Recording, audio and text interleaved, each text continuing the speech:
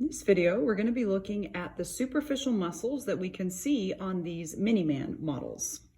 So once again, starting at the torso area, on either side here, these are going to be the pectoralis major muscles, connecting clavicle to the sternum, all the way to the humerus. We have pectoralis major. The abdominal area, the muscles we can see right in the center are rectus abdominis. And this side is showing some of the connective tissue on top, but both of these are rectus abdominis. Put together these bundles. There's some connective tissue separating the bundles. On either side, we're going to see the external oblique muscle. So a pretty large set of muscles here running at a diagonal, external oblique. These are going to be threading, kind of weaving with the muscles here called serratus anterior. Those are running parallel with the ribs, ultimately attaching to the scapula. We have serratus anterior, external oblique. You can see that on either side.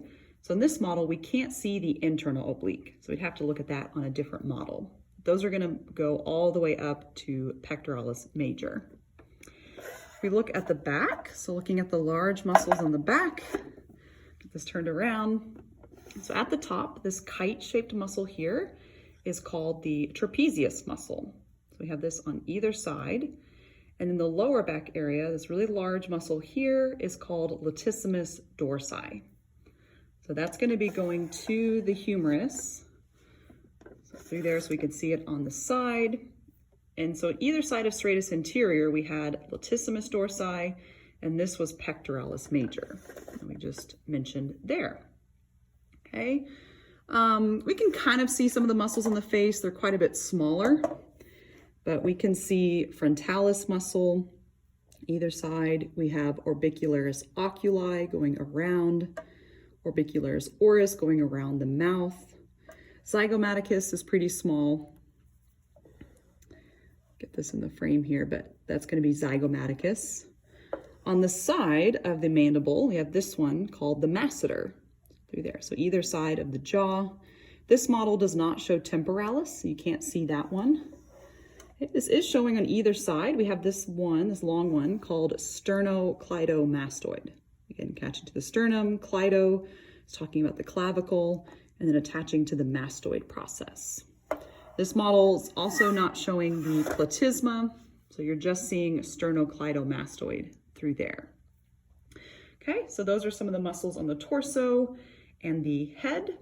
If we look at the arm, so on the side, this triangular muscle here is called the deltoid muscle.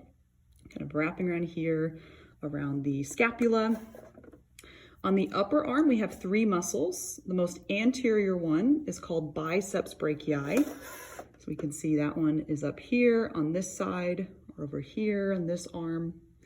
And then looking from the lateral view, we're able to see the muscle that's sandwiched in between called brachialis. So here is brachialis. And then if we look on the posterior view, all of this one, it's a really big muscle, is all of triceps brachii. Again, attaching to the olecranon process in your elbow. Here's another view of the deltoid muscle. So with the trapezius, we can't see all of the muscles of the rotator cuff. We can only see a couple of them peeking through. We'll look at this side.